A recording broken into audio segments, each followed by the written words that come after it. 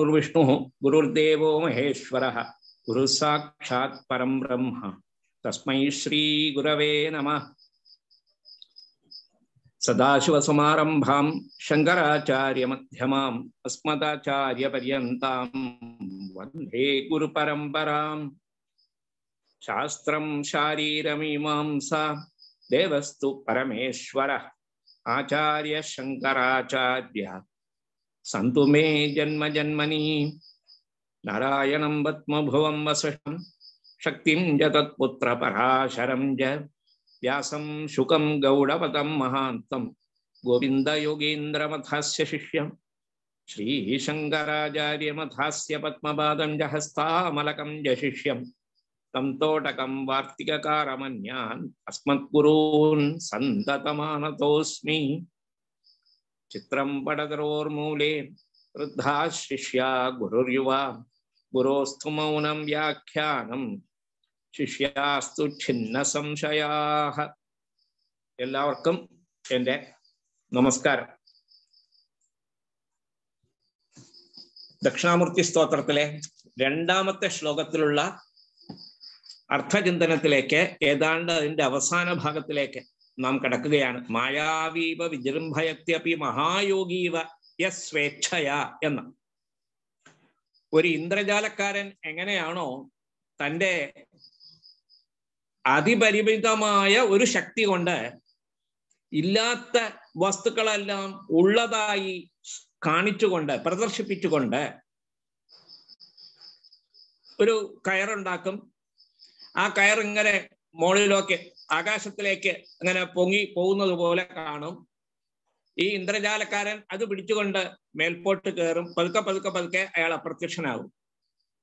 കൂടി നിൽക്കുന്നവർ ഇത് വാസ്തവമാണെന്ന് കരുതി അതിൽ പരിഭ്രമിച്ച് ഓ അയാൾ എവിടെ പോയി എന്നിങ്ങനെ വളരെ ഒരുതരം ആകാംക്ഷയോടെ നോക്കി നിൽക്കുമ്പോൾ ഇത് കാണാൻ നിൽക്കുന്ന ആ തിരക്കിൽ ഒരു ഭാഗത്ത് ആ കൂട്ടത്തിൽ നിന്ന് ഒരു വശത്തിൽ നിന്ന് അയാൾ കയറി വരും. ഇതൊരു ഇന്ദ്രജാല പ്രയോഗം. ഇതുപോലെ ആത്മാവ് തന്നെ മറ്റ് സഹായങ്ങളൊന്നും കൂടാതെ തൻ്റെ മായാശക്തി കൊണ്ട് തന്നെ ഈ വിശ്വത്തിനെ ഈ ജഗത്തിനെ ഉത്ഭവിപ്പിച്ച് കുറച്ചു കാലം നടത്തിക്കൊണ്ടുപോയി പിന്നെ ഇല്ലാതാക്കുന്നതായിട്ട് ഒരു ഇന്ദ്രജാല പ്രയോഗം നടത്തുന്നു. വേറൊരു ഉദാഹരണം കൂടി പറഞ്ഞു. സ്വേച്ഛയ എന്ന് പറഞ്ഞ സ്ഥലത്ത് സ്വേച്ഛയ എന്ന് പറയുമ്പോൾ തൻ്റെ ഇച്ഛ കൊണ്ട് മാത്രം. അപ്പൊ ഇച്ഛ കൊണ്ടാണ് സൃഷ്ടി. അത് ഉപനിഷത്തുക്കളിൽ അനേക വാക്യങ്ങളിലൂടെ വ്യക്തമാക്കി തരുന്നു. ഇച്ഛ കൊണ്ടുള്ള സൃഷ്ടി അനേകം ഉപനിഷത്തുക്കൾ അത് നമുക്ക് വ്യക്തമാക്കി തരുന്നു. അങ്ങനെ ഈ ഒരു ഉദാഹരണം കൂടി പറഞ്ഞു. മഹായോഗീവ എന്ന് പറഞ്ഞു. യോഗി എന്ന് പറയുകയാണ്. മഹായോഗികൾ, അതായത് വിശ്വാമിത്രൻ മുതലായ ഒരു സുഹൃത്ത് ചോദിക്കുകയുണ്ടായി, എവിടെയാണ് ഈ വിശ്വാമിത്രൻ ഇങ്ങനെ ഒരു സൃഷ്ടി നടത്തിയതായിട്ട്? വാൽമീകി രാമായണത്തിൽ ഇത് പറയുന്നുണ്ട്. വാൽമീകി രാമായണത്തിലെ ബാലകാണ്ഡം 60ാമത്തെ സർഗത്തിൽ ഈ താടകാവധം ഇതെല്ലാം കഴിഞ്ഞ ശേഷം ഈ വിശ്വാമിത്ര മഹർഷിയുടെ ആ ഒരു തപശ്ചര്യ, ആ മാഹാത്മ്യം, അതിൻ്റെ മാഹാത്മ്യം വർണ്ണിക്കുന്ന സന്ദർഭത്തിൽ അവിടെ പറയുകയാണ്, ത്രിശങ്കു മഹാരാജാവിന്, ശ്രീരാമന്റെ പൂർവികനായ ത്രിശങ്കു മഹാരാജാവിന് ഒരു ആഗ്രഹം തോന്നി. എന്താ ആഗ്രഹം? ഈ ശരീരത്തോടു കൂടി ദേവലോകത്തേക്ക് എത്തണം. ആ ഒരു ആഗ്രഹം അത് സാധ്യമല്ല. ഈ ശരീരം ഉപേക്ഷിച്ച ശേഷം മാത്രമേ ദേവലോകത്തേക്ക് ഈ ജീവൻ എത്തുന്നുള്ളൂ എന്നുള്ളതാണ് ശാസ്ത്ര സമ്മതമായ കാര്യം. പലർക്കും പല നേരം പോക്ക് തോന്നാറുണ്ടല്ലോ. അപ്പൊ അതുപോലെ ത്രിശങ്കു മഹാരാജാവിന് ഇങ്ങനെ ഒരു ആഗ്രഹം. കുലഗുരുവായ വസിഷ്ഠനെ സമീപിച്ചു. വസിഷ്ഠൻ ഉപദേശിച്ചു, ഇത് സാധ്യമല്ല മഹാരാജൻ. അല്ല, അങ്ങ് തന്നെ ഇതിന് പറ്റിയതായ എന്തെങ്കിലും ഒരു കർമ്മം അനുഷ്ഠിച്ച്, ഒരു യാഗം അനുഷ്ഠിച്ച് എന്നെ സശരീരം, ഈ ശരീരത്തോടു കൂടി സ്വർഗലോകത്തേക്ക് അയക്കണം എന്നും പ്രാർത്ഥിച്ചു. പല പ്രാവശ്യം ഇത് അസാധ്യമാണെന്ന് പറഞ്ഞ് വസിഷ്ഠ മഹർഷി മഹാരാജാവിനെ തിരിച്ചയച്ചു. എങ്കിലും രാജാവിന്റെ മനസ്സിൽ നിന്നും ഈ ആഗ്രഹം അത് ഒഴിഞ്ഞില്ല. ആ ആഗ്രഹം അങ്ങനെ തന്നെ നിലനിന്നു. വസിഷ്ഠ പുത്രന്മാരെ സമീപിച്ചു. വസിഷ്ഠ പുത്രന്മാരെ സമീപിച്ചപ്പോൾ അവർ പറഞ്ഞു, അച്ഛൻ ഇത്രയും കാലം പറഞ്ഞൊന്നും നിങ്ങളുടെ ബുദ്ധിയിലില്ലേ എന്ന് കുറച്ച് പരുഷമായിട്ട് ചോദിച്ചു. അങ്ങനെ പരസ്പരം അവർ തമ്മിൽ പരുഷമായ വാക്കുകൾ ഉണ്ടായി. വസിഷ്ഠപുത്രന്മാർ ഈ തൃശങ്കു മഹാരാജാവിനെ ഒരു ചണ്ടാലനായി പോവുക എന്ന് ശപിക്കുകയും ചെയ്തു. അങ്ങനെ ചാണ്ടാലപ്രാപ്തി, ചണ്ടാലൻ എന്ന് പറയുമ്പോൾ അനധികാരി എന്നർത്ഥം. എല്ലാ കർമ്മങ്ങളിൽ നിന്നും അധികാരം ഇല്ലാതെ ഒഴിഞ്ഞു മാറി നിൽക്കുന്നതായ ഒരവസ്ഥയാണ് ചണ്ടാല വൃത്തി. ഈ തൃശങ്കു മഹാരാജാവ് വിശ്വാമിത്രനെ സമീപിച്ചു. നമുക്കറിയാം വസിഷ്ഠനും വിശ്വാമിത്രനും തമ്മിലുള്ളതായ അവർ തമ്മിലുള്ള പരസ്പര വൈരം, അതൊക്കെ പുരാണങ്ങളിലൊക്കെ വളരെ കാവ്യാത്മകമായിട്ടൊക്കെ വർണ്ണിക്കുന്നുണ്ട്. ആ വിശ്വാമിത്ര മഹർഷി പറഞ്ഞു, ഞാൻ നടത്തിത്തരാം. വസിഷ്ഠനും വസിഷ്ഠപുത്രന്മാർക്കും സാധിക്കാത്തത് ഞാൻ നടത്തിത്തരാം എന്ന് പറഞ്ഞ അദ്ദേഹം എല്ലാ ബ്രഹ്മർഷിമാരെയും വിളിച്ചുകൂട്ടി ഒരു യാഗം അദ്ദേഹം ആരംഭിച്ചു. ഈ യാഗസമയത്ത് എല്ലാ മഹർഷിമാരും വന്നിരുന്നു. യാഗത്തിന്റെ അവസാനം അദ്ദേഹം ഹവിർഭാഗം സ്വീകരിക്കുവാൻ ഓരോ ദേവതകളെയും, ഇന്ദ്രാദി ദേവന്മാരെ എല്ലാവരെയും ആഹ്വാനം ചെയ്യുന്നു. മഹാതപസ്വികളായ വിശ്വാമിത്രൻ പോലെയുള്ള ഈ മഹായോഗികൾ അനുഷ്ഠിക്കുന്നതായ യാഗത്തിൽ ദേവന്മാരെല്ലാവരും താഴേക്ക് ഇറങ്ങി വന്ന് ആ ഹവിർഭാഗം സ്വീകരിച്ചു കൊണ്ടുപോവുക ഒരു നിയമമായിരുന്നു ആ കാലഘട്ടത്തിൽ, ആ യുഗത്തിൽ. പക്ഷേ ഈ ദേവത ആഹ്വാനം ചെയ്യുമ്പോൾ എത്ര പ്രാവശ്യം ദേവതകളെ ക്ഷണിച്ചാലും ദേവന്മാരാരും തന്നെ ഭൂമിയിലേക്ക് വന്നില്ല. ഇതിൽ കുപിതനായ വിശ്വാമിത്രൻ പറയുകയാണ്, എനിക്കിപ്പോൾ മനസ്സിലായി, നിങ്ങൾ എൻ്റെ ആഹ്വാനം സ്വീകരിക്കാതെ അവിടെ തന്നെ നിൽക്കുന്നത് കൊണ്ട് നിങ്ങളുടെ മനസ്സിലുള്ളതായ ആ ഒരു ഭാവവ്യത്യാസം ഞാൻ മനസ്സിലാക്കുന്നു. എന്നാൽ ഞാൻ ഒരു കാര്യം ചെയ്യാം, ഞാൻ വേറൊരു ദേവലോകം തന്നെ സൃഷ്ടിക്കാം. സൃജൻ ദക്ഷിണമാർഗസ്ഥാൻ സപ്തർഷീൻ അപരാൻ പുനഃ നക്ഷത്രവംശം അസൃജത് ക്രോധമൂർച്ഛിതഃ ദക്ഷിണാം ദിശമാസ്ഥായ ഋഷിമധ്യേ മഹായശാഃ സൃഷ്ടുവാ നക്ഷത്രവംശം ച ക്രോധേന കലുഷീകൃതഃ അന്യമിന്ദ്രം കരിഷ്യാമി ലോകോ വാ സ്യാത് അനിന്ദ്രകഃ ദേവതാന്യപി സക്രോധാത് സ്രഷ്ടും സമുപചക്രമേ. അതിക്രുദ്ധനായ വിശ്വാമിത്രനും അതുപോലെ ഈ രണ്ട് മഹർഷിമാര് നമുക്കറിയാം, അവരൊക്കെ ക്രോധഭട്ടാരകൻ എന്നറിയപ്പെടുന്നതായ മഹർഷി.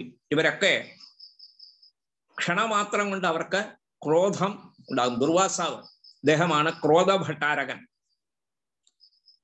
അങ്ങനെ വിശ്വാമിത്രൻ സൃജൻ ദക്ഷിണമാർഗസ്ഥാൻ സപ്തർഷീൻ അപരാൻ പുനഃ, അദ്ദേഹത്തിന്റെ യോഗശക്തി കൊണ്ട് മറ്റ് സാധനങ്ങളൊന്നും ഇല്ലാതെ തന്നെ തൻ്റെ യോഗശക്തി കൊണ്ട് അപരാൻ സപ്തർഷീൻ വേറൊരു സപ്തർഷി സംഘത്തെ സൃഷ്ടിച്ചു. ദക്ഷിണമാർഗസ്ഥാൻ സപ്തർഷീൻ നക്ഷത്രവംശം അസൃജത്ത് മഹത് നക്ഷത്രവംശം മഹത് തത് അസൃജത് ക്രോധമൂർച്ഛിതഃ. ക്രോധം വന്നു പിന്നെ ഒരു മൂർച്ഛാവസ്ഥയാണ്. എന്തു ചെയ്യുന്നു, എന്തു പറയുന്നു എന്നൊന്നും തിരിച്ചറിയാൻ പറ്റാത്തതായ ഒരു അവസ്ഥ, അതാണ് ക്രോധമൂർച്ഛ എന്ന് പറയുന്നത്. ദക്ഷിണാം ദിശമാസ്ഥായ ഋഷി മധ്യേ മഹായശാഃ സൃഷ്ടുവാ നക്ഷത്രവംശം ച ക്രോധേന കലുഷീകൃതഃ. ഒരു നക്ഷത്ര സമൂഹത്തെ നിർമ്മിച്ചു തുടങ്ങി. എന്നിട്ട് അന്യം ഇന്ദ്രം കരിഷ്യാമി, വേറൊരു ഇന്ദ്രനെ ഞാൻ സൃഷ്ടിക്കാം.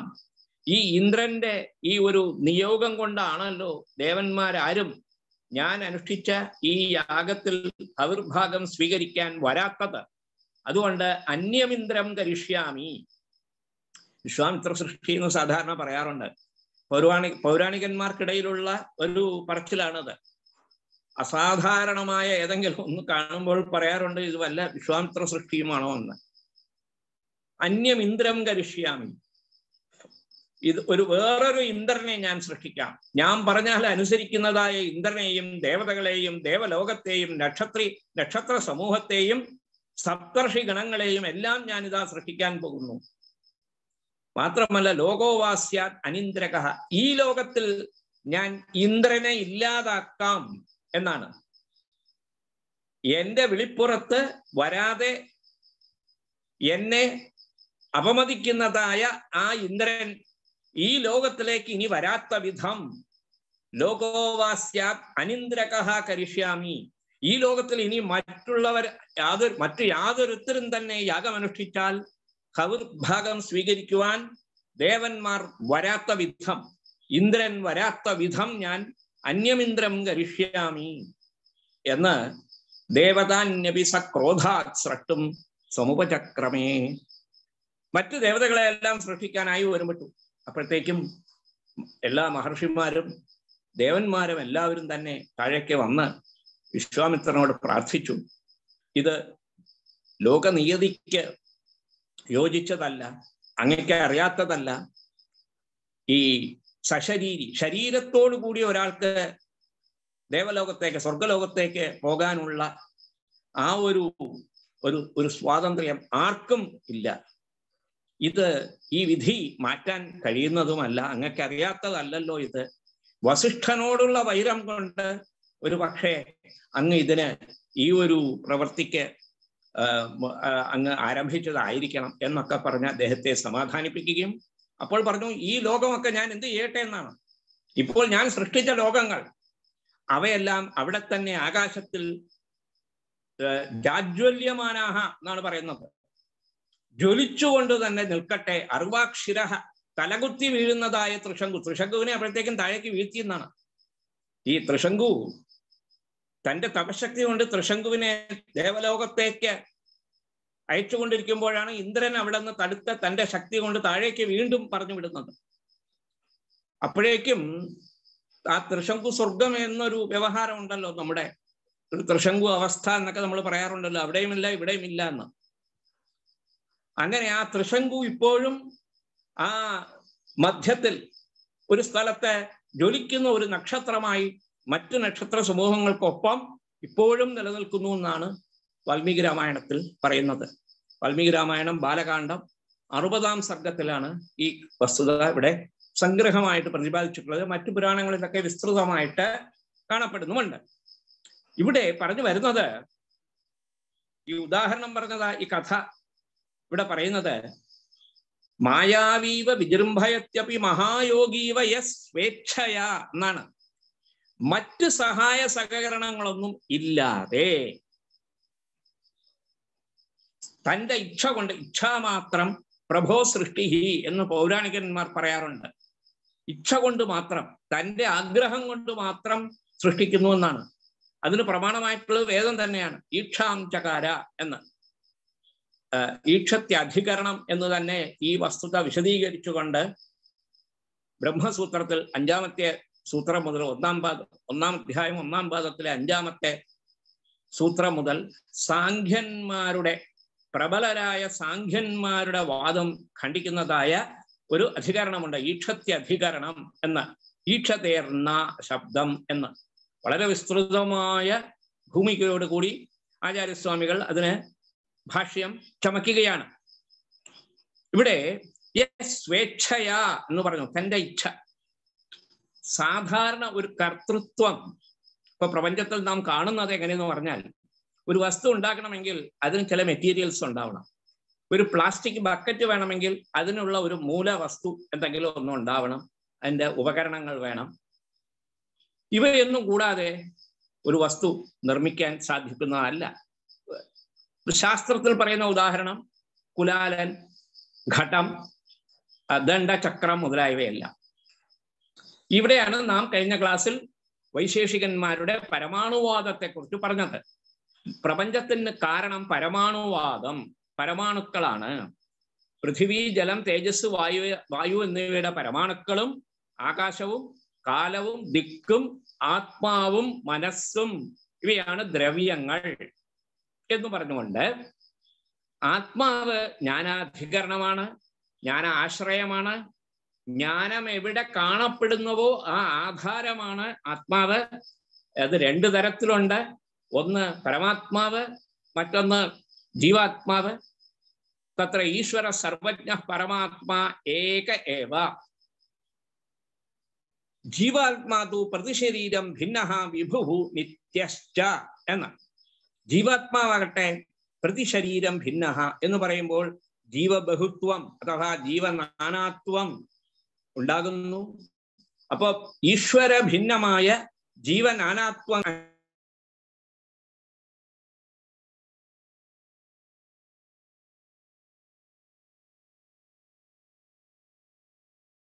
and the finest part and whole, അവയവം അവയവി എന്ന് പറയുന്നത്. അവയവവും അവയവിയും, അവയവങ്ങളോട് കൂടിയത് അവയവി.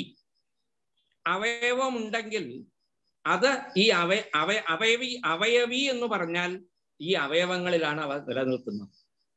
അപ്പൊ ഘടം എന്ന് പറഞ്ഞാൽ ആ ഘടം നിലനിൽക്കുന്നത് കപാലത്തിൽ.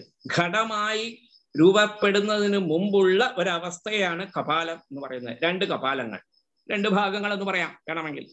ആ കപാലദ്വയ സംയോഗാത് ഘടഃ ഘടോത്പത്തി എന്ന് പറയും. കപാലമാകട്ടെ അതിന് അവയവങ്ങൾ വേറെയുണ്ട്, അതിൻ്റെ അവയവങ്ങൾ വേറെയുണ്ട്. അങ്ങനെ ആ അവയവത്തിലേക്ക് നാം താഴേക്ക് കൊണ്ടു ചെല്ലുമ്പോൾ ഘടം എന്ന് പറയുന്നത് പൃഥിവി പരമാണുവിൽ ചെന്നെത്തുന്നു. പരമാണുക്കൾ നിത്യമാണ്. ഈശ്വരനെ പോലെ, കാലത്തെ പോലെ, ദിക്കിനെ പോലെ എന്നൊക്കെ അവർ വാദിക്കുന്നു. അപ്പോൾ ഈശ്വരൻ ഈ പരമാണുക്കളിൽ ക്രിയ സാധ്യമാക്കി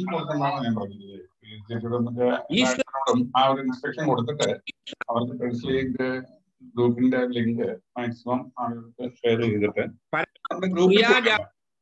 ഗ്രൂപ്പിൽ കൊടുത്തു കഴിഞ്ഞാൽ അതുപോലെ പിന്നെയും കയറും. കാരണം ഗ്രൂപ്പിൽ ഓൾറെഡി നമുക്ക് ഉണ്ടല്ലോ. അപ്പൊ ഈശ്വരസ്യ ചികീർഷാവശാത് പരമാണുഷു ക്രിയാജായത്തെ. അപ്പൊ ഈശ്വരൻ സ്വതന്ത്രനായിട്ടല്ല കർത്താവാകുന്നത്. പരമാണുക്കൾ എന്ന മൂലപ്പൊരുളുകളെ വെച്ചുകൊണ്ടാണ് അദ്ദേഹം സൃഷ്ടിക്കുന്നത്.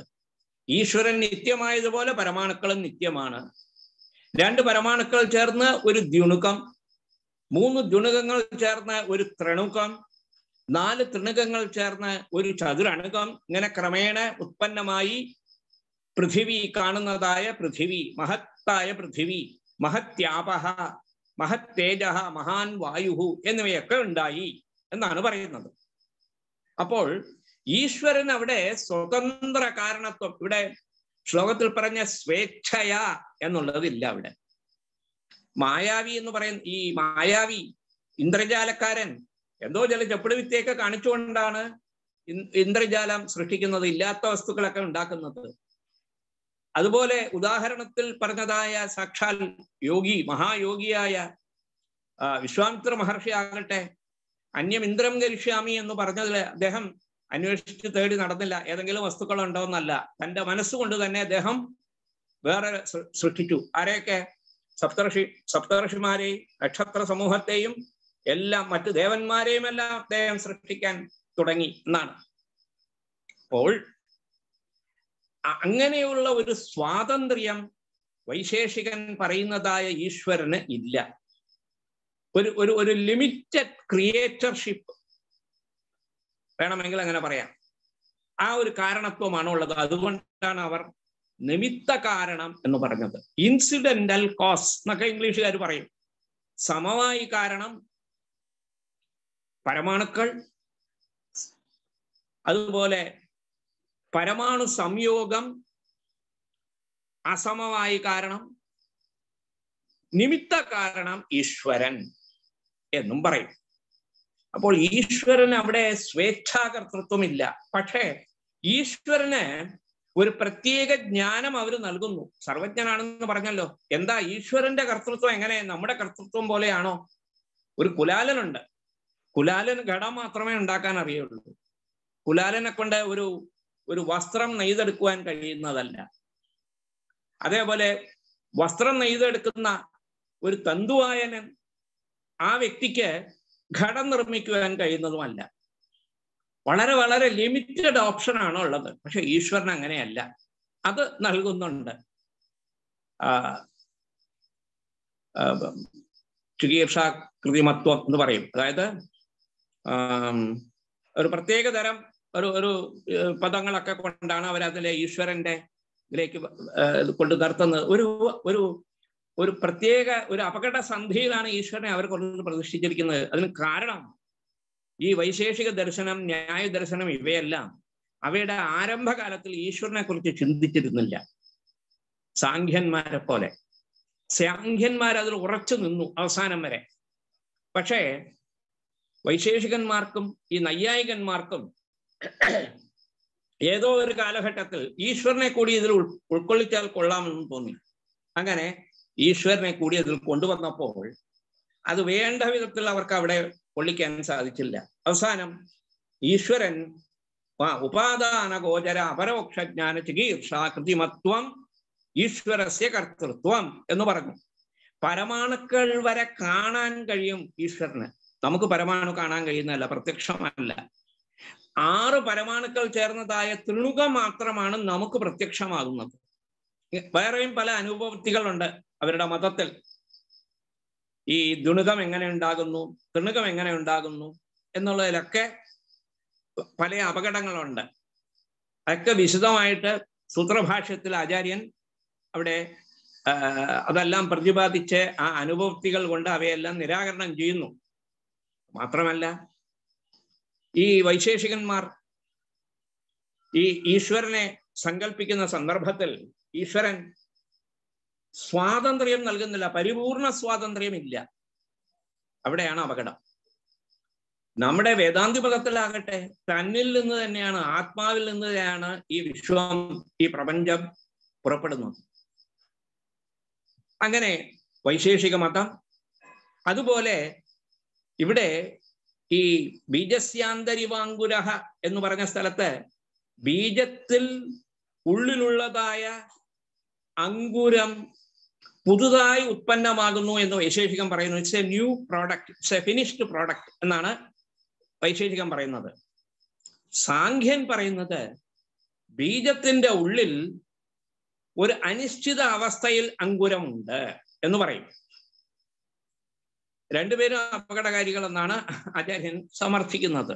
കാരണം സാഖ്യനിലേക്ക് വന്നാൽ ഈ സാഖ്യൻ എന്ന് പറയുന്ന വ്യക്തി സ്വഭാവവാദിയാണ്. നാം നേരത്തെ മനസ്സിലാക്കി ഈ സ്വഭാവവാദം എന്ന് പറയുന്നത് സുശിക്ഷിത ചാർവാകനിലെ ഒരു പ്രത്യേകതയാണ്. പ്രകൃതിയാണ് സൃഷ്ടിക്കുന്നത്, എന്നാൽ പ്രകൃതിക്ക് ചൈതന്യമില്ല. പുരുഷൻ പ്രകൃതിസ്തു കർത്തൃ പുരുഷസ്തു പുഷ്കര പലാശവൻ നിർലേപഹ കിന്തു ചേതനഃ എന്ന് പറയും. അതാണ് സാഖ്യമതം. ഇവിടെ നമുക്ക് സാഖ്യമതം ചുരുക്കത്തിൽ നോക്കിക്കൊണ്ട് നമുക്ക് മുന്നോട്ട് നീങ്ങേണ്ടതുണ്ട്. പ്രകൃതി ഹി കർത്തൃ പുരുഷസ്തു പുഷ്കര പലാശവൻ നിർലേപഹ കിന്തു ചേതനഃ. ഈ പ്രകൃതി എന്ന് പറയുന്നത് ജഡമാണ്, അചേതനമാണ്. എങ്ങനെയുള്ളതാണത്? സത്വരജസ്തമോ ഗുണാത്മകമാണ് ഈ പ്രകൃതി. അതൊക്കെ ഉപനിഷത്തിലെ ചില ഇതെല്ലാം അവരും ഉദ്ധരിക്കുന്നുണ്ട്. മായ അന്തു പ്രകൃതി വിദ്യാത്ത്, മായനന്തു മഹേശ്വരം, മറ്റേ ത്രിഗുണാത്മിക ശക്തി എന്നുള്ളതെല്ലാം അവരും സ്വീകരിക്കുന്നുണ്ട്. ശ്വേതാശ്വതരോപനിഷത്തിലൊക്കെ സ്വീകരിക്കുന്നുണ്ട്. പക്ഷേ അതിന് തെറ്റായ വ്യാഖ്യാനം നൽകുന്നു. വേദാന്ത സമ്മതമായ ശ്രുതി മനസ്സിലാക്കി തരുന്ന രീതിയിലല്ല അവർ അർത്ഥം പറയുന്നത്. സത്വരജസ്തമോ ഗുണാത്മകമായ പ്രകൃതി അചേതനമാണ്, എന്നാൽ അത് പരിണമിക്കുന്നു. അചേതനമായ വസ്തു എങ്ങനെ പരിണമിക്കുന്നു എന്ന് ചോദിച്ചാൽ അതിന് ഉത്തരമില്ല. അത് അതിന്റെ സ്വഭാവമാണെന്ന് പറയും. ഇറ്റ് ഈസ് ഇറ്റ്സ് നേച്ചർ എന്ന് പറയും. ഈ നേച്ചുറലിസം എന്ന് പറയുന്നതാണ്, അത് ചാർവാകന്റെ മതമാണ്.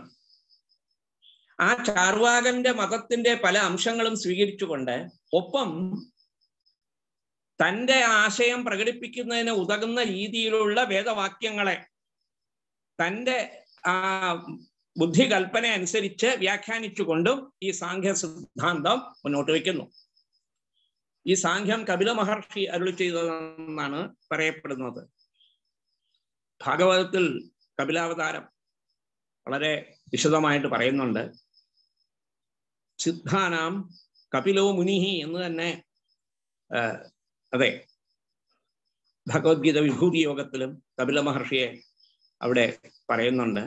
ഏതായാലും ഈ സാഖ്യന്മാർ മുന്നോട്ട് വയ്ക്കുന്ന ഈ ആശയത്തിലെ ഈ ഉത്പത്തിവാദത്തിൽ, ഉത്പത്തിയല്ല അഭിവ്യക്തിവാദം എന്ന അവരുടെ പരിണാമവാദം, ആ പരിണാമവാദത്തിലെ അനുപപത്തികൾ കൂടി മനസ്സിലാക്കിക്കൊണ്ട് നമുക്ക് മുമ്പോട്ട് പോകാം. പ്രകൃതി കർത്തൃ, പ്രകൃതിയാണ്, സത്വരജസ്തമോ ഗുണാത്മകമായ പ്രകൃതിയാണ് ഇവിടെ കർത്താവ്, സൃഷ്ടിക്കുന്നത്. ഇനി സത്വരജസ്തമോ ഗുണാത്മിക മൂലപ്രകൃതി കർത്തൃ. കർത്തൃത്വം എന്ന് പറഞ്ഞാൽ എന്താ? കർത്താവ് എന്നതിന്റെ സ്ത്രീലിംഗമാണ് കർത്തൃ.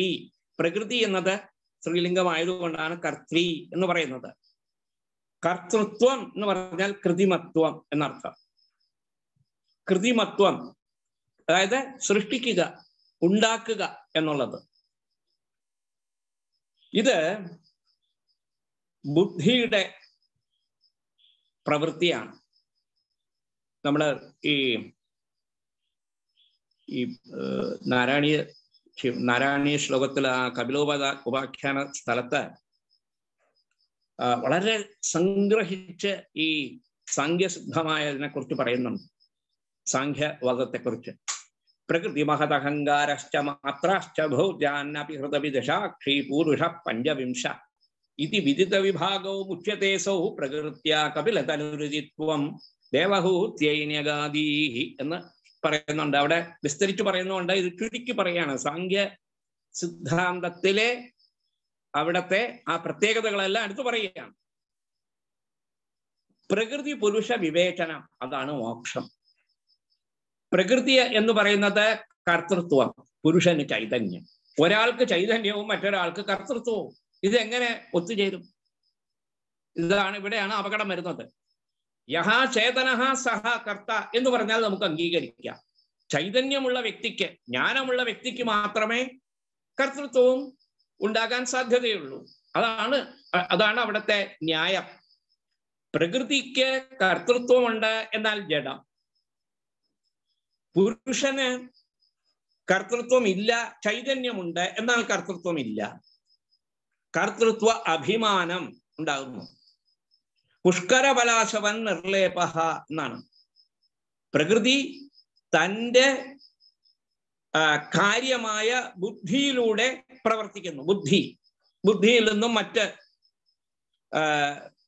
എവല്യൂട്ട്സ്, അതിൽ നിന്നും മറ്റ് സൃഷ്ടിക്രമങ്ങളെല്ലാം ഉണ്ടാകുന്നു. പ്രകൃതി മഹത്ത് ബുദ്ധിതത്വം, അഹങ്കാരതത്വം, അഹങ്കാരശ്ച മാത്രാശ്ച, മാത്രകൾ അതായത് തന്മാത്രകൾ, ഭൂതാഹ, പ്രകൃതി മഹതഹങ്കാരശ്ച ഭൂതാശ്ച, പ്രകൃതി മഹതഹങ്കാര എന്നും തുടങ്ങിയുള്ള ആ ശ്ലോകത്തിൽ പറയുന്നുണ്ട്. മാത്രാശ്ച ഭൂതാന്യപി, ഭൂതങ്ങൾ, പഞ്ചതന്മാത്രകൾ, പഞ്ചഭൂതങ്ങൾ, പിന്നെ പഞ്ചകർമ്മേന്ദ്രിയങ്ങൾ, പഞ്ചജ്ഞാനേന്ദ്രിയങ്ങൾ, മനസ്സ്, ഇവയെല്ലാം കൂടി 25 തത്വം, 24 എണ്ണം പ്രകൃതിയും പ്രകൃതിയുടെ കാര്യവസ്തുക്കളായ എവല്യൂട്ട്സ് എന്ന് പറയാറുണ്ട്. തിയറി ഓഫ് എവല്യൂഷൻ ആണ് ഇവിടെ ഈ സാഖ്യന്മാരുടേത്. ഒന്നിൽ നിന്നും മറ്റൊന്നുണ്ടാകുന്നു, അതിൽ നിന്നും മറ്റൊന്നുണ്ടാകുന്നു. 25ാമത്തെ തത്വമായി പുരുഷനെ അംഗീകരിക്കുന്നു. പുരുഷൻ എന്ന് പറഞ്ഞാൽ ജീവാത്മാവാണ്. ഈശ്വരനെ കുറിച്ച് മിണ്ടുന്നില്ല. അപ്പോൾ ഈ സാഖ്യന്മാരുടെ സിദ്ധാന്തത്തിലെ പ്രധാനപ്പെട്ട അനുഭവത്തി എന്ന് പറയുന്നത് ജഡവും ചൈതന്യരഹിതമായ ജഡമായ പ്രകൃതി പ്രകൃതിക്ക് കർത്തൃത്വം നൽകുന്നു, സ്രഷ്ടൃത്വം നൽകുന്നു. അതേസമയം ചേതനവാനായ പുരുഷൻ സാക്ഷി മാത്രമായിട്ട് അവിടെ നിൽക്കുന്നു എന്നും പറയും. കാര്യകാരണയോരഭേദാത് കാര്യനാശയ സതി കാര്യരൂപതയാ തന്നാശോപി മാഭൂതി അകാരണത്വം തസ്യ. എന്തുകൊണ്ട് പുരുഷന് കർത്തൃത്വം കൊടുത്തില്ല അവിടെ എന്ന് പറഞ്ഞാൽ, കാര്യകാരണ ഭാവത്തിൽ നേരത്തെ പറഞ്ഞല്ലോ ബീജസ്യാന്തരിവാങ്കുരോ എന്ന് പറഞ്ഞല്ലോ, അതാണല്ലോ ബീജാങ്കുര ന്യായം, അതാണല്ലോ കാര്യകാരണ ഭാവം. വൈശേഷിക മതത്തിലാകട്ടെ കാര്യം എന്ന് പറയുന്നത് പുതിയ വസ്തുവാണ്, പുതിയ നിർമ്മിതിയാണ്, ഇറ്റ്സ് എ ക്രിയേഷൻ. സാഖ്യന്മാരിലോ പുതിയ ക്രിയേഷൻ അല്ല, പുതിയ സൃഷ്ടി അല്ല, നേരത്തെ തന്നെ അവ്യക്തമായി ഉണ്ടായിരുന്ന അങ്കുരം അഭിവ്യക്തമാകുന്നു, ബീജത്തിൽ നിന്നും അഭിവ്യക്തമാകുന്നു എന്ന് പറയും. അപ്പോൾ കാര്യകാരണയോരൈക്യാത്, കാര്യം വേറെ കാരണം വേറെ ഇല്ല, അത് മറ്റൊരു അപകടം. കാര്യം വേറെ കാരണം വേറെ, അത് നമുക്ക് നമ്മുടെ ലേമാൻസ് ലോജിക്ക് കൊണ്ട് തന്നെ നമുക്ക് അതിനെ എതിരിടാം. ഇപ്പോ ഘടമുണ്ട്, ഘടത്തിൽ നമുക്ക് വെള്ളം സംഭരിച്ചു വെക്കാൻ സാധിക്കും. എന്നാൽ ഈ ഘടത്തിന്റെ മൂലപ്പൊരുളായ മൂലഭൂതമായ മണ്ണിൽ നമുക്ക് ഒരുപിടി മണ്ണെടുത്ത് അതിൽ വെള്ളം സൂക്ഷിച്ചു വെക്കാൻ പറ്റുമോ? ഇല്ല. പക്ഷെ ഇവർ പറയുന്നത് അത് പ്രവൃത്തി സാമർഥ്യം കൊണ്ടാണ്. പക്ഷെ ഈ മണ്ണെന്ന അവസ്ഥയിൽ, മൃത്ത് എന്ന അവസ്ഥയിൽ ഘടം അനഭിവ്യക്തമായി നിൽക്കുന്നു എന്നാണ് അവരുടെ ലോജിക്ക്. ആചാര്യൻ വളരെ വിശദമായിട്ട് ഈ സാഖ്യമതത്തെ പിന്നെ രണ്ടാമത്തെ അധ്യായത്തിലും വളരെ വിസ്തരിച്ച് ഖണ്ഡിക്കുന്നുണ്ട് സാഖ്യമതത്തെ. ഇപ്പൊ പ്രകൃതിക്ക് കർത്തൃത്വം നൽകിയാലുള്ള അപകടം, ചേതനവാനായ പുരുഷൻ, ചൈതന്യയുക്തനായ പുരുഷൻ അല്ലെങ്കിൽ ചേതനൻ അവിടെ വെറും സാക്ഷിയായിട്ട് നിൽക്കും. അവർക്കത് മതി. അവരെ സംബന്ധിച്ച് പുരുഷന്റെ ചൈതന്യം, പുരുഷൻ എന്ന് പറഞ്ഞാൽ ശ്രദ്ധിക്കുക, ജീവാത്മാക്കളാണ് ഇവിടെ. പുരുഷ ബഹുത്വം എന്ന സാഖ്യന്മാരുടെ പ്രാമാണിക ഗ്രന്ഥമുണ്ട്, സാഖ്യകാരിക. ഈശ്വരകൃഷ്ണൻ എന്ന മഹത് വ്യക്തി അദ്ദേഹം രചിച്ചതായ സാഖ്യകാരിക എന്നുണ്ട്. മൂലപ്രകൃതിരവികൃതി മഹദാദ്യ പ്രകൃതി വികൃതയ സപ്ത ഷോഡശകസ്തു വികാരോ ന പ്രകൃതിർന വികൃതി പുരുഷ എന്ന് പറയും. ഒരു കാരികയാണത്. വളരെ വിസ്തൃതമായ വ്യാഖ്യാനങ്ങളൊക്കെ ഉള്ളതായ, എല്ലാവരും ഈ അക്കാഡമിക് സർക്കിളിലൊക്കെ ധാരാളം ആളുകൾ പഠിക്കുന്നതായ ഒരു ഗ്രന്ഥമാണ് സാഖ്യകാരിക. അതിൽ മഹാപണ്ഡിതന്മാർ അതിന് വ്യാഖ്യാനങ്ങളൊക്കെ രചിച്ചിട്ടുണ്ട്. കാരണം അതിലുള്ള ചില അംശങ്ങൾ മാത്രം ആചാര്യൻ സ്വീകരിക്കുന്നു. അതുകൊണ്ട് അപ്പോൾ മൂലപ്രകൃതി എന്ന് പറയുന്ന ഈ സത്വരജസ്തമോ ഗുണാത്മകമായ ഈ പ്രകൃതി, അവികൃതി ഒന്നിന്റെയും വികാരമല്ല, ഒന്നിന്റെയും പ്രൊഡക്റ്റ് അല്ല, നിത്യമാണ്. മഹദാദ്യ പ്രകൃതി വികൃതയ സപ്ത, മഹത്ത് തുടങ്ങി, മഹത് അഹങ്കാരം തന്മാത്രകൾ 5 2 7. പ്രകൃതി വികൃതയ സപ്ത, പ്രകൃതിയുടെ വികൃതികളാണ് അവയെല്ലാം. വികൃതി എന്ന് പറഞ്ഞാൽ വികാരം. ഷോഡശകസ്തു വികാര, പിന്നെ പഞ്ചപ്രാണൻ ഉൾപ്പെടെ പഞ്ചകർമ്മേന്ദ്രിയം, പഞ്ചജ്ഞാനേന്ദ്രിയം, പഞ്ചപ്രാണൻ, മനസ്സ്, ഇവ കൂടി ചേർത്ത് ഷോഡശകസ്തു വികാര, അവ വികാരം മാത്രമാണ്. ന പ്രകൃതിർന വികൃതി പുരുഷ, പ്രകൃതി പുരുഷൻ യാതൊന്നിന്റെയും വികൃതിയുമല്ല, വികാരവുമല്ല, പ്രകൃതിയുമല്ല, കാര്യവുമല്ല, കാരണവുമല്ല. കാര്യവുമല്ലാത്ത കാരണവുമല്ലാത്ത കേവലനായ ഒരു പുരുഷൻ. കൈവല്യം എന്നവര് പറയുന്ന ഒരു വാക്കാണ് അവരുടെ സാഖ്യന്മാരുടെ. അപ്പോൾ ഈ പ്രകൃതി പുരുഷ വിഭാഗമാണ് മോക്ഷം, വിഭാഗജ്ഞാനം. പ്രകൃതി വേറെ പുരുഷൻ വേറെ എന്നത് ശരിയായ വണ്ണം മനസ്സിലാക്കി അത് രൂഢമൂലമാകുമ്പോൾ ഈ പ്രകൃതി പുരുഷ വിഭാഗ ജ്ഞാനത്തിലൂടെ കൈവല്യം സിദ്ധിക്കുന്നു. മുച്യത്തെ അസൗ പ്രകൃത്യ അവിടെ പറയുന്നുണ്ടല്ലോ, പ്രകൃതി മഹത് അഹങ്കാരശ്ച മാത്രാശ്ച ഭൂതാന്യഭിഹൃതഭി സാക്ഷി പുരുഷ പഞ്ചവിംശ ഇതി വിദിത വിഭാഗോ മുച്യത്തെ അസോ പ്രകൃത്യ സഹ മുക്ത. പ്രകൃതിയാണ് ഈ അപകടത്തിന് കാരണം, സംസരണത്തിന് കാരണം, പുരുഷനല്ല എന്ന് പറഞ്ഞ് പുരുഷന്റെ ചൈതന്യ സ്വഭാവവും അതേസമയം നിഷ്കാരണത്വവും നിർവികാരത്വവും എല്ലാം മനസ്സിലാക്കി പ്രകൃതിയാണ് ഈ അപകടത്തിന് കാരണം എന്നും കൂടി, അതായത് അപകടം എന്ന് പറഞ്ഞാൽ ഈ പ്രപഞ്ചത്തിന് കാരണമാകുന്നതെന്നും കൂടി മനസ്സിലാക്കുമ്പോൾ അത് മോക്ഷം, കൈവല്യം എന്ന അവസ്ഥയിലേക്ക് എത്തും എന്നും പറയും. അപ്പോൾ ഇവിടെ സംഭവിക്കുന്നത് എന്താ? കാര്യകാരണ ഭാവത്തിൽ കാരണം കാര്യത്തിന്റെ പ്രാഗ്രൂപം, കാരണം കാര്യത്തിന്റെ പ്രാഗ്രൂപം, കാര്യം കാരണത്തിന്റെ പശ്ചാദ്രൂപം. അപ്പൊ അവ തമ്മിൽ അഭേദമുള്ളത് കൊണ്ട് പുരുഷന് കാരണത്വം നൽകിയാൽ നാശം സംഭവിക്കും. എങ്ങനെ? വികാരങ്ങൾക്ക് നാശമുണ്ട്. അതുകൊണ്ട് പ്രകൃതിക്ക് കർത്തൃത്വം നൽകി, കാരണത്വം നൽകി.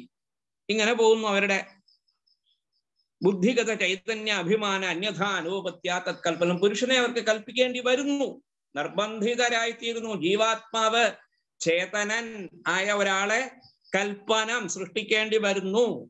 എന്തിനു വേണ്ടി? ചൈതന്യമുള്ള ഒരു വസ്തുവിന്റെ ആ ഒരു പ്രതിഫലനം പ്രകൃതിക്ക് ഉള്ളത് കൊണ്ടാണ് ചേതനൻ ഞാൻ കർത്താവ് എന്ന് അഭിമാനിക്കുന്നത്. പുരുഷനിലെ ചൈതന്യം പ്രകൃതിയിലും പ്രകൃതിയിലെ കർത്തൃത്വം പുരുഷനിലും പ്രതിഫലിക്കുന്നു എന്നാണ്. അപ്പോ പരസ്പര പ്രതിഫലനം. അഹം കർത്ത എന്ന് പുരുഷൻ അഭിമാനിക്കുന്നത് വാസ്തവത്തിൽ പ്രകൃതിയുടെ കർത്തൃത്വം തന്നിലേക്ക് ഉണ്ടെന്ന് പറഞ്ഞുകൊണ്ടാണ്. സൂക്ഷിച്ചു മനസ്സിലാക്കേണ്ട ചില ഇതാണ്. നമുക്ക് പിന്നെ സന്ദർഭം അനുസരിച്ച് വിശദീകരിച്ച് മനസ്സിലാക്കാം. ഈ ഒരു അപകടം നിൽക്കുന്നത് എങ്ങനെയാണ് അപകടം എന്ന് ചോദിച്ചാൽ, ഒന്ന് ജഗത് കാരണത്തിന് സഗുണമായ ബ്രഹ്മത്തെ അംഗീകരിക്കുന്നില്ല, ഈശ്വരനെ സാഖ്യന്മാർ അംഗീകരിക്കുന്നില്ല എന്നുള്ളത് ഒരു ഒരു ഒരു ഒരു വലിയ ന്യൂനത. രണ്ട്, നിത്യമായ രണ്ട് വസ്തുതകളെ അംഗീകരിക്കേണ്ടി വരുന്നു, പ്രകൃതിയെയും പുരുഷനെയും. അപ്പോ അങ്ങനെ രണ്ട് വസ്തുതകളെ നിത്യമായി അംഗീകരിക്കുമ്പോൾ അതിൽ ആരാണ് മുമ്പൻ? പലതരത്തിലുള്ള അപകടങ്ങളും ഉണ്ടാകും. ശാസ്ത്രം സമ്മതമല്ലാത്ത പലതും അവർക്ക് പറയേണ്ടി വരുന്നു. അതുകൊണ്ട് ഈ പറയുന്ന സാഖ്യമതവും ത്യാജ്യമാണ് എന്ന് പറയുന്നു. മായാകൽപ്പിത ദേശകാലകലന വൈചിത്രീ ചിത്രീകൃതം മായാവീവ വിജൃംഭയത്യപി മഹായോഗീവ യസ്വേച്ഛയ.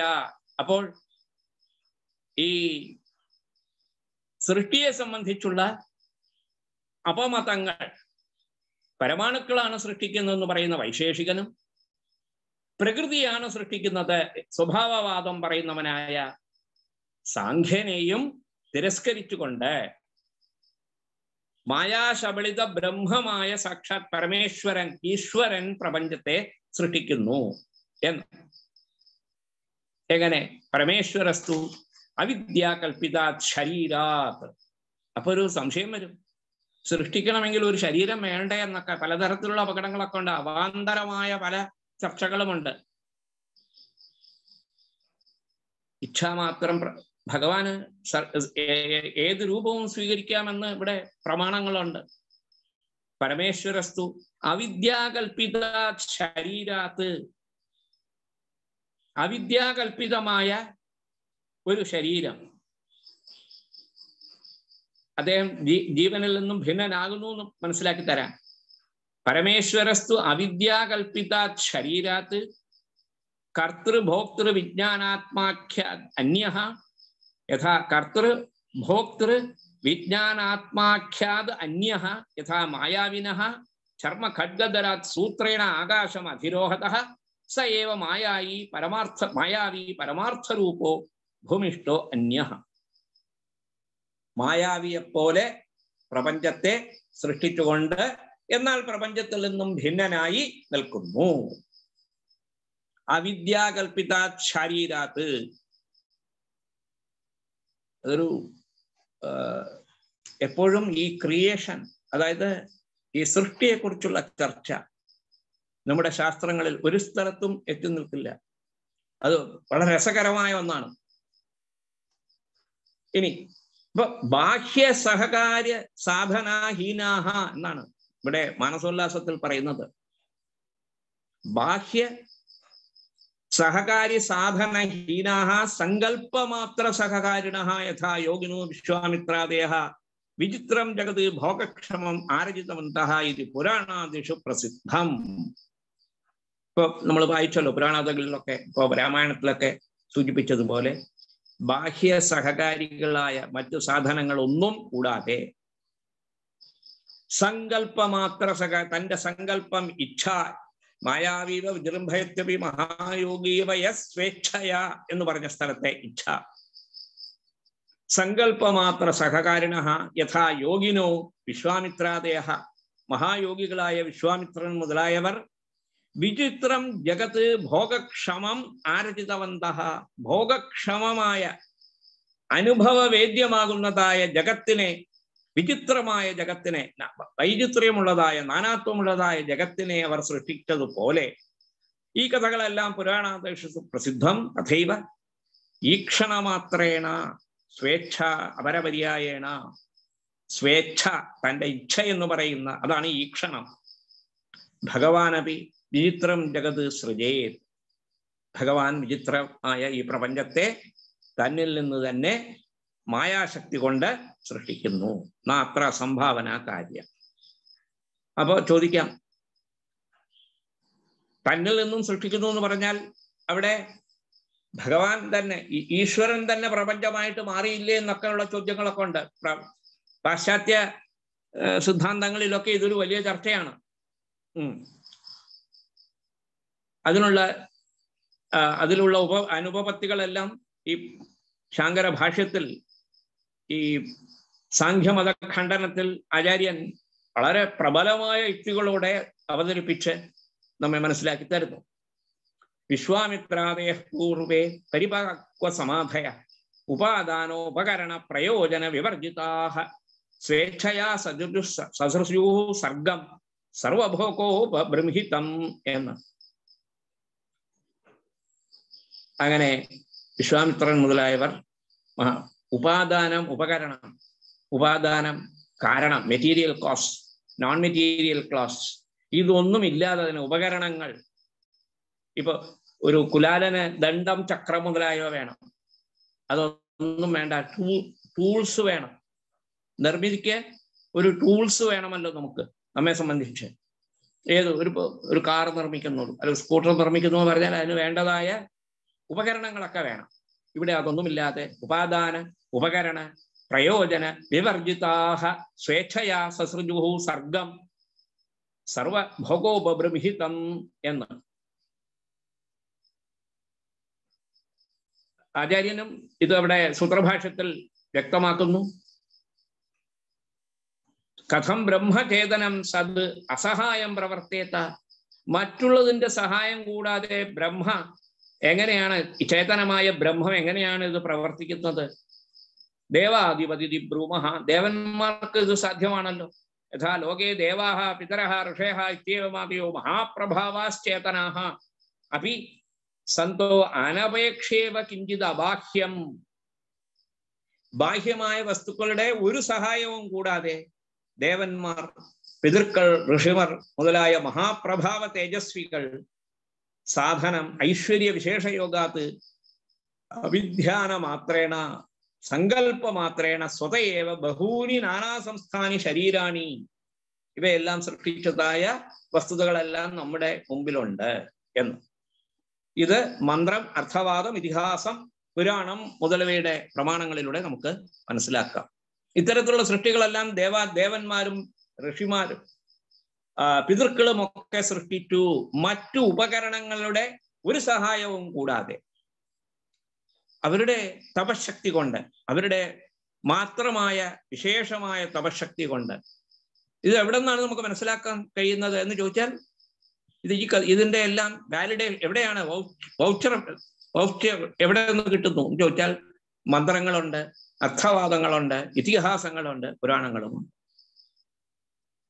അങ്ങനെ ഈ പ്രപഞ്ചത്തെ സൃഷ്ടിക്കുന്ന ബീജാത് വൃക്ഷസ്ഥലോർ ബീജം പാരമ്പര്യേണ ജായത്തെ ഇതി ശങ്കാനുവൃത്യർത്ഥം യോഗി ദൃഷ്ടാന്ത കീർത്തനം.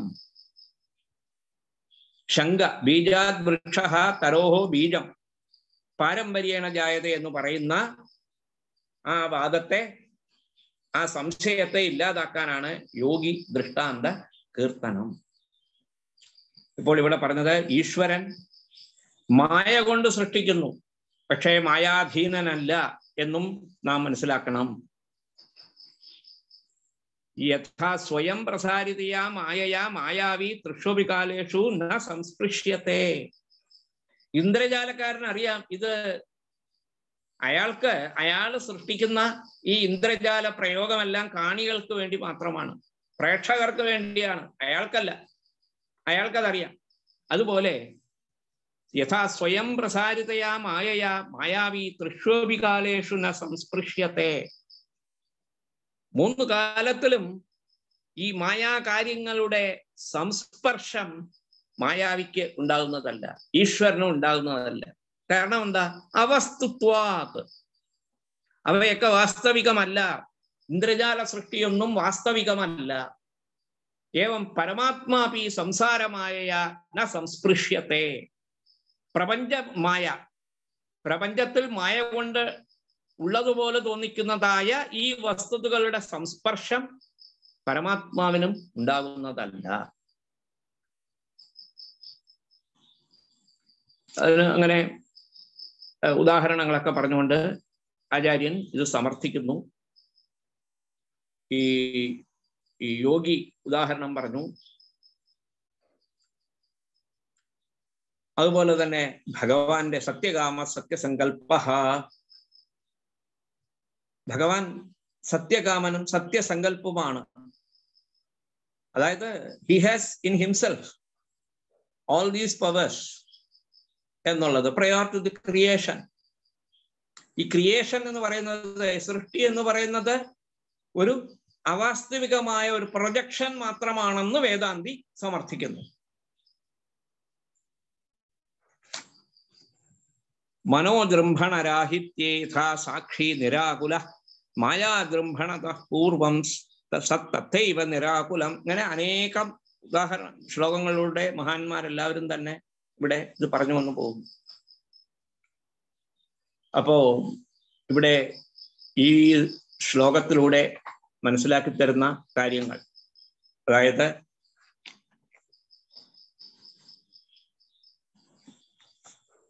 ഈ ഈശ്വരൻ തൻ്റെ അധീനതയിലുള്ള മായാശക്തി കൊണ്ട് ഈ പ്രപഞ്ചത്തെ സൃഷ്ടിക്കുന്നു, വിശ്വത്തെ സൃഷ്ടിക്കുന്നു. ഒരു മായാവി, ഒരു ഇന്ദ്രജാലക്കാരൻ കാണികളുടെ മുന്നിൽ ഇല്ലാത്തതായ പലതും സൃഷ്ടിക്കുന്നത് പോലെ, അതല്ലെങ്കിൽ മഹായോഗികളായ വിശ്വാമിത്രൻ മുതലായ മഹർഷിമാർ അവരുടെ തപശക്തി കൊണ്ട് നിർമ്മിച്ചതുപോലെ, ഇവിടെ ഈ ശ്ലോകത്തിലെ 2ാമത്തെ വരിയിലെ ദേശകാല കലന വൈചിത്ര്യ ചിത്രീകൃതം എന്ന് പറഞ്ഞു. ഇവിടെ ദേശം, കാലം എന്നിവയെക്കുറിച്ച് നാം ഒന്ന് മനസ്സിലാക്കേണ്ടതുണ്ട് വാസ്തവത്തിൽ. കാരണം മറ്റ് സിദ്ധാന്തങ്ങളിലൊക്കെ ദേശം, കാലം മുതലായവയൊക്കെ ഉള്ളവയായിട്ട് കാണുന്നു. നമുക്കും അങ്ങനെയാണ് അനുഭവപ്പെടുന്നത്. ദേശം, കാലം, ഇന്നലെ, ഇന്ന്, നാളെ, ഇവിടെ, അവിടെ, ഇഹ, ഹിയർ എന്നർത്ഥം. അമുത്ര അവിടെ, സമീപെ തൊട്ടടുത്ത്, ദൂരെ വളരെ ദൂരത്ത്. അതുപോലെ വ്യവധാനം, വ്യവധാനം മറവ്, പരിമാണം സൈസ്, ദിക്ക് ഡയറക്ഷൻ, എങ്ങനെ പ്രാചി, പ്രതീചി, ഉദീചി, ചലനം. ഇവിടെ എല്ലാം തന്നെ ദേശം, കാലം എന്നിവയെ നാം ഇവിടെ ഈ സന്ദർഭങ്ങളിലൊക്കെ നാം കൂടെ കാണുന്നു എന്നാണ്. The concept however is not, ഇതിനെ ഒരു വ്യാഖ്യാനത്തിൽ ഈ ആധുനിക സങ്കല്പം, കാലം, ദേശം എന്നിവയെ കുറിച്ചുള്ള ആധുനിക സങ്കല്പത്തെ കൂടി ഇവിടെ എടുത്തു പറയുന്നു.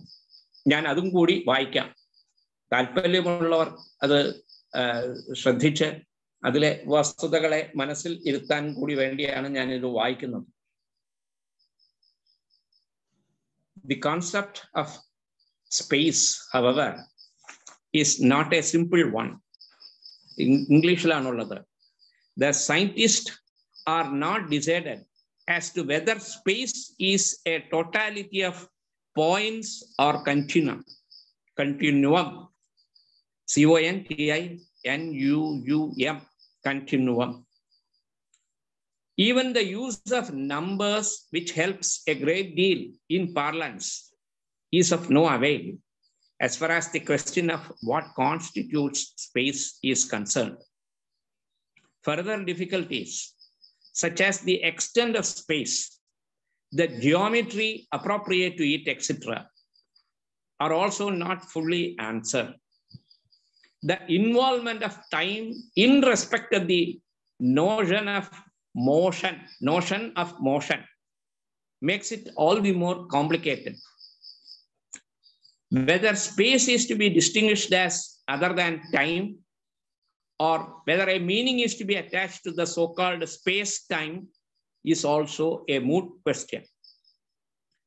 The notion of Lorentz, ഒരു ചിന്തകൻ, L-O-R-E-N-T-S, Lorentz contraction, with such consequences as the dependence of length, size, shape, etc., on the motion of the body, as also the differences in the quantitative estimates of these, as noted by different observers in relative motion, each equipped with his own frame of reference, thereby relativizing the concept of space, all brought in an effort to explain observed phenomena. This raises the question as to whether there is anything like absolute space at all. The notions of modern physics, which make it impossible to talk of motion precisely in terms of precise locations, which is the implication of the uncertainty principle, add to the complexity. Also, the theory of the expanding universe, formulations of abstract spaces of many dimensions, varieties, etc., all makes it all the more baffling, raising the question as to whether space is physically real at all, whether the so-called ether is to be regarded as a substance filling space, or whether it is the same as space is not very clear. Thus, no light is thrown on the question as to whether the space of common experience is an entity with the physical characteristics accommodating bodies and their motions, or whether it is to be regarded as absence of matter, etc. Many questions arise, such as the appropriateness of the conception relating to vacuum within single inverted comma. Many questions arise, such as the appropriateness of the conception relating to vacuum, the legitimacy of the use of the principle of abstraction for segregating the so-called spatial characteristics of a body, like length, volume, etc., from its other characteristics such as rigidity, etc., both of these being experienced together invariably. This implies whether the so-called physical space as such is conceivable at all, as unrelated to the bodies believed to be accommodated therein. ഇങ്ങനെ ഒരു വിശദീകരണം ഈ ഒരു സന്ദർഭത്തിൽ. ഇതിലെ ചില points ഒക്കെ വളരെ ഈ ആധുനിക ശാസ്ത്രദൃഷ്ട്യാ മാത്രം മനസ്സിലാക്കേണ്ട ചില കാര്യങ്ങളാണ്. നാം ഇപ്പോൾ എത്തിയിരിക്കുന്നത് whether the so-called physical space as such is conceivable at all, as unrelated to the bodies believed to be accommodated therein എന്നാണ് നമ്മൾ മനസ്സിലാക്കാൻ. ഇവിടെ ന്യായ വൈശേഷിക സിദ്ധാന്തങ്ങളിൽ ഇതിനെ ഈ ദേശം സ്പേസ് എന്നതിനെ ഒരു യാഥാർത്ഥ്യമായിട്ട് as it is conceived as an objective reality എന്നാണ്. It is external, ബാഹ്യമാണ്, ഇൻഫിനിറ്റ് ആൻഡ് പാർട്ട്ലെസ്, അവയവരഹിതം എന്നും പറയും. അതിനെ മൂർത്തമാത്രം ദിക് ഉപാധി എന്നും പറയുന്നു. മൂർത്ത വസ്തുക്കൾക്ക് ഉപാധിയാകുന്നു. അതായത് മൂർത്തം എന്ന് പറയുന്നത് പരിച്ഛിന്ന പരിമാണം, പരിമാണമുള്ളവ എന്നർത്ഥം. അതിൽ പരിച്ഛിന്ന പരിമാണവുമായി ബന്ധപ്പെട്ട് നിൽക്കുന്നതാണ് സ്പേസ്. ഇപ്പൊ ഞാൻ ഇരിക്കുന്നു, ഞാൻ ഈ കസേരയിൽ ഇരിക്കുന്നു എന്ന് പറഞ്ഞാൽ ഈ കസേരയിൽ മാത്രമായിട്ട് ഞാനിങ്ങനെ ഇരിക്കുന്നു. ഞാൻ ഒരു മൂർത്ത രൂപമാണ്, പരിച്ഛിന്ന പരിമാണമാണ്.